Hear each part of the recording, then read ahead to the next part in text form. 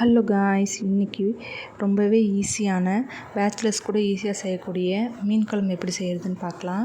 நல்லா ஃப்ரெஷ்ஷான மீனாக வாங்கி வாஷ் பண்ணி வச்சுக்கோங்க. மீன் நல்லா ஃப்ரெஷ்ஷாக இருந்தால் தான் குழம்பு டேஸ்ட்டாக இருக்கும்.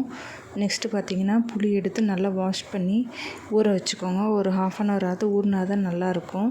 ஒரு கடாயில் ஆயில் ஊற்றி சின்ன வெங்காயம் போட்டு நல்லா வணங்கிக்கோங்க. இதுக்கு நல்லெண்ணெய் ஊற்றிருக்கேன், அதனால தான் இவ்வளோ புகையாக இருக்குது. நல்லெண்ணெய் ஊற்றினா தான் மீன் குழம்புக்கே பார்த்திங்கன்னா ஒரு நல்ல டேஸ்ட்டாக இருக்கும். நெக்ஸ்ட்டு தக்காளி ஆட் பண்ணிக்கோங்க.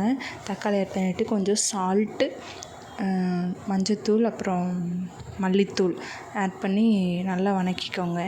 வணக்கிட்டு அதை பார்த்திங்கன்னா அப்படியே மிக்ஸி ஜாரில் ஆற வச்சு மிக்ஸி ஜாரில் போட்டு அரைச்சி எடுத்துகிட்டு வந்து தனியாக எடுத்து வச்சுக்கோங்க. பார்த்திங்கன்னா மீன் குழம்புக்கு கண்டிப்பாக சின்ன வெங்காயம் யூஸ் பண்ணுங்கள். சின்ன வெங்காயம் யூஸ் பண்ணும்போது அந்த டேஸ்ட் ரொம்பவே அல்டிமேட்டாக இருக்கும். நெக்ஸ்ட்டு பார்த்திங்கன்னா மிளகு, பூண்டு, இஞ்சி ஆட் பண்ணிக்கோங்க.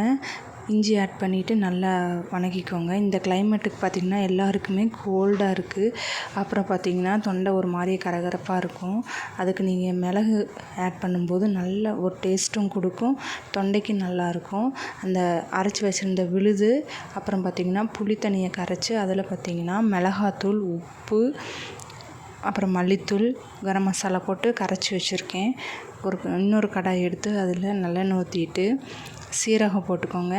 நான்வெஜ்ஜுக்கு எப்பவுமே கடுகு ஆட் பண்ணக்கூடாது. சீரகம் போட்டுட்டு கொஞ்சம் வெந்தயம் போட்டுக்கோங்க. வெந்தயம் போட்டிங்கன்னா மீன் குழம்புக்கு ரொம்பவே டேஸ்ட்டாக இருக்கும்.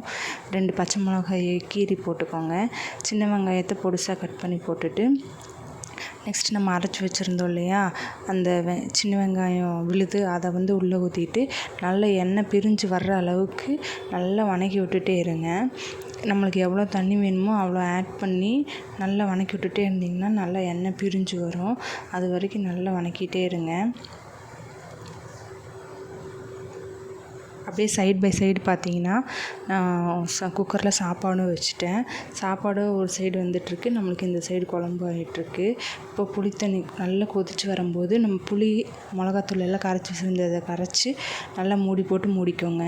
அதுக்குள்ளே பார்த்திங்கன்னா ஒரு அன்பாக்ஸ் பார்த்துட்டு வந்துடலாம். ஒரு கேக் ஆர்டர் இருக்குது. அதுக்கு நம்ம கொஞ்சம் திங்ஸ் இல்லாததுனால அதை கொஞ்சம் ஆர்டர் போட்டிருந்தோம். அப்புறம் திங்ஸ் கொஞ்சம் பழசாகவும் இருந்தது.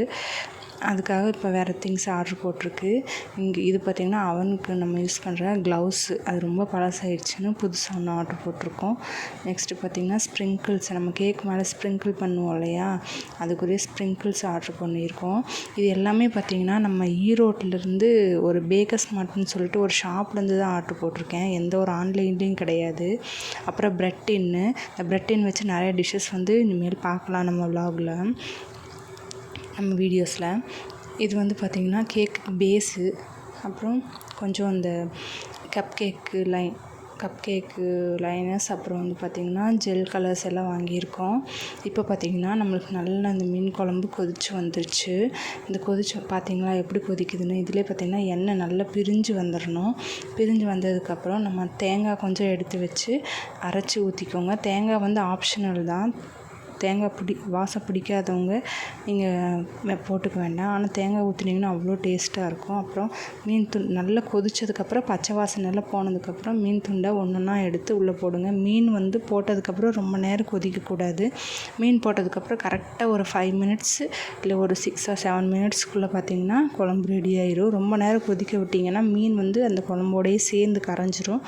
அதனால் நீங்கள் மீன் போட்டதுக்கப்புறம் ஒரு 5 minutes 6 minutesல அப்படியே ஆஃப் பண்ணி எடுத்துட்டிங்கன்னா ரொம்பவே டேஸ்ட்டான மீன் குழம்பு ரெடி. இது மாதிரியே நம்ம சேனலில் நிறைய வீடியோஸ் பார்க்கணும் அப்படின்னா சப்ஸ்கிரைப் பண்ணிக்கோங்க. பெல் ஐக்கானை கிளிக் பண்ணிக்கோங்க.